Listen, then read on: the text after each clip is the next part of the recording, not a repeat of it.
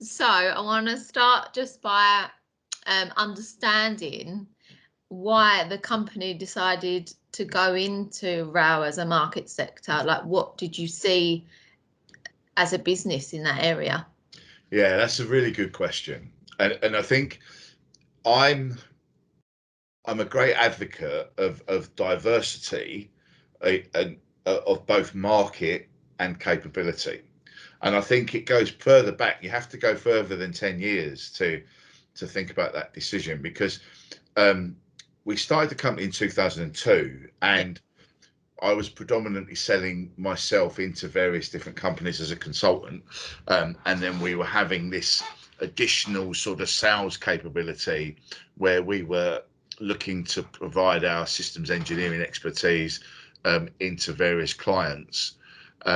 But that at the time, good or bad, depending on what your personal views are, that was predominantly to support the defence effort in Iraq and Afghanistan because Yeah. of my background and my stuff. So, but I was looking to support the engineering issues of that. I was also working in consultancy, but I found that every time I dropped a consultancy task, dBD gained some dBD componentry, should we say, gained something else. So we had a number of suppliers that were giving us exclusive product ranges into Europe, and we were able to focus and look at those. But we were very centric military or pseudo military. We're working at that type of the defence industry.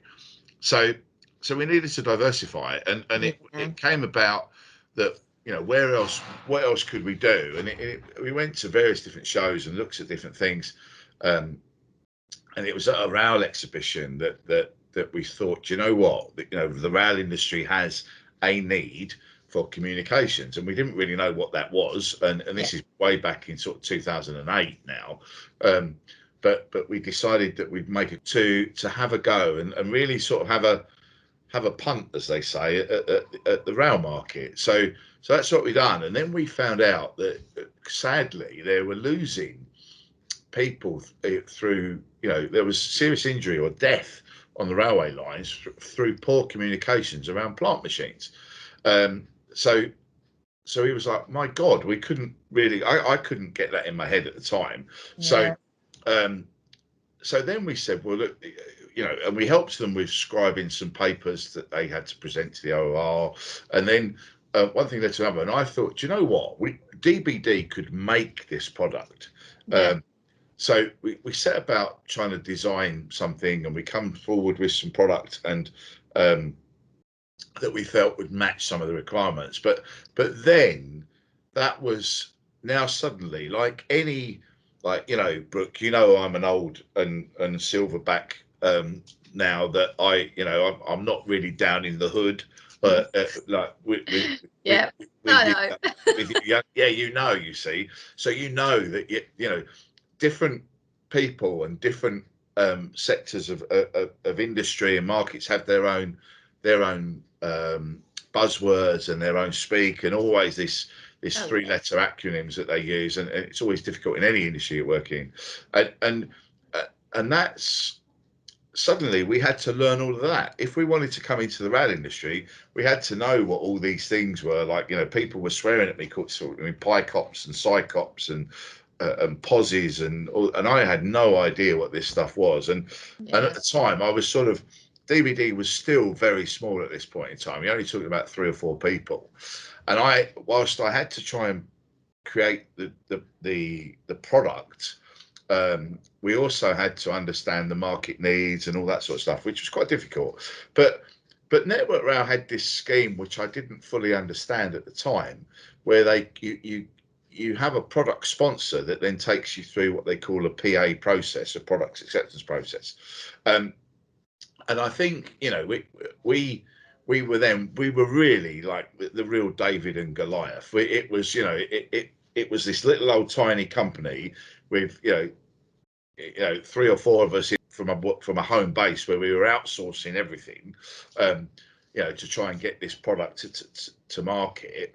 And that, for the big boys in the rail industry, was quite difficult to cope with, in the fact that we were this little old outfit in deepest, darkest Basildon was creating this capability that was going to, which has effectively mitigated huge risks and save lives. So, but at the time, I had to try and learn all this stuff and create the product and go through this very rigorous trial activity. We're trying to put the product. I mean, I think it took 160 hours of active trials for Athena alone, and then that doesn't include Apollo. So, and that took about 18 months to do. So, but so you had to learn all the speak, learn all the jargon, and then get a product that we felt was suitable to meet the need and the gap that they had, which was difficult. And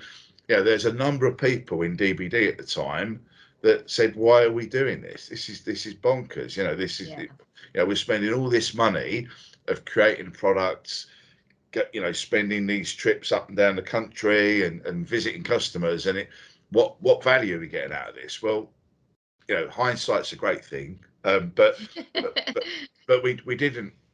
I understand the doubters, because we have doubters all throughout life that don't see the strategic way at which a product can take us, but it did take us, and it's done quite well.